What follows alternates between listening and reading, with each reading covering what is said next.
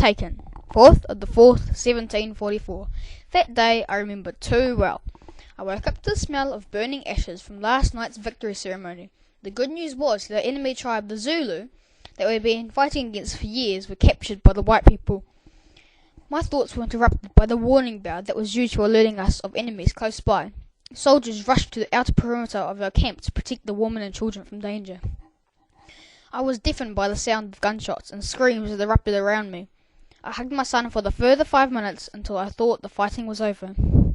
I appeared through some loose strands of straw that a bullet had gone through. I remember seeing my tribe warriors lying on the ground, dead or dying. I clamped my hands over my eyes when I realized my husband was kneeling because a white man held a gun to the back of his head. Other white people ushered my friends and family out into the fields to shake with them. At that time, I remember sobbing, and then my cousin tried to run. She was shot, and so was my husband. I remember screaming and running towards the lifeless body of my husband. I was grabbed from behind and shoved to the ground. I was trying to get up, but my attacker held his boot to the back, on my back, while an ally of his shackled me. 7th of the 4th, 1744. We were led in lines by the people that called themselves slave traders. We walked non-stop for 3 days without food or water. We had 7 casualties that had been left on the trail. Finally, we came to a camp with some things that some people called them tents. And at that time, I and some others remember thinking we were going to sleep in them. But we failed to see the fence paddock behind the camp, because that's where we spent the last few nights huddled up together to take in each other's body warmth. 9th of the 4th, 1744.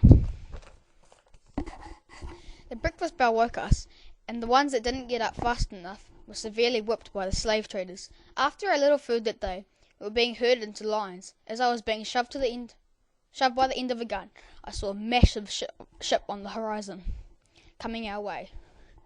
I thought they were coming to help us, but then I realized they were going to take us to the new strange land of the white people. We were led down the beach and put into boats. The white men forced us to row, or we would get lashed with the whip. I took up the task of rowing. After a while, my muscles were on the edge of ripping, and I was in danger of drowning in my own sweat. I remember having to climb up some ropes to get onto the boat. Those of us that fell were left for the sharks, and I believe some jumped to save themselves. That night we didn't sleep. I remember people crying and asking for clean water to clean their whip wounds. We were told to sleep on concrete shells. That there was a time when everyone went quiet and you could just hear the whip slashing bare skin.